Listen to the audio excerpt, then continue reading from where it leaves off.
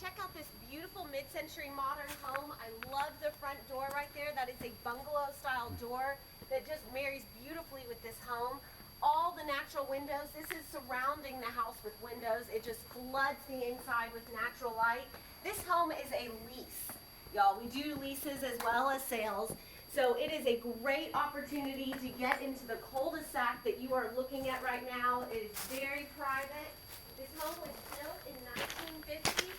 The architecture is absolutely amazing. This is an original stone wall here that is having a great bonfire style fire pit right here. So it's an entertainer's dream. I love the backyard for many reasons. As you look around, you'll see that there is tons of verdure here. We are on a almost half acre of land in Barton Hills. That's incredible. But they really have it like spilling into the xeriscape that is the backyard and the front yard as well. So you have the mix of both worlds. So this is a very interesting structure. It was created by a very fine architect. His name was Spranger, last name Spranger. And the living room shows off that mid-century modern feel that was so prevalent in the 70s and still is stunning today. As Diane mentioned, all of the windows are everywhere. They're tall. We even have windows up at the top. Some interesting stonework over here. I guess the stone chimney really is the anchor of this entire structure. The kitchen is reasonably sized, and also there's a couple bedrooms in here. This is a 3-bedroom, 2-bath home. You have access to outdoors. New appliances. I really like this too. It's narrow, but it's still as tall as you would. I've never seen that before. It's pretty cool, but if you check out the bedrooms, you'll see that it is a result of its time. And there's also that super cool little room over there. And Diane mentioned we're in Barton Hills. This is a pretty hot little neighborhood. William Barton, Earl Bill Barton, moved into Texas. He wasn't really from Texas. He was from South Carolina.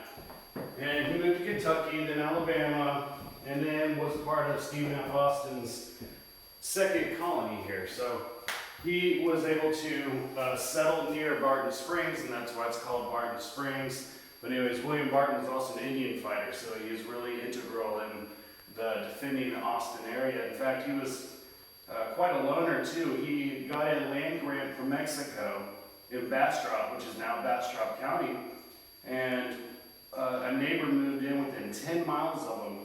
And so he moved 45 miles up the Colorado River to Barton Springs. Pretty interesting little fact about how this little neighborhood has come to be, but it is also one of the finest neighborhoods. We're just south of downtown, moments from downtown, Zilker Park, and you couldn't get a better deal. This is a lease. It's $3,500. If you would like to get a hold of this property, I highly recommend it. It's absolutely stunning. It's serene, has history, a good vibe. The exposed rafters are neat, modern appliances, huge windows, energy efficient windows. And also the tile on the floor is even handmade tile. Can't find that. You can't get this at Home Depot, that's for sure. So anyways, remember, Diane and I are your real estate advisors, and we are here to help you out with leases, sales, whether you want to sell, whether you want to buy, whether you want to list your leasing to a tenant, or you would like to be a resident of a leased property yourself. This is a gem. This is something you should definitely not pay, or you should pay close attention to. Thank you very much for watching. Have a great day.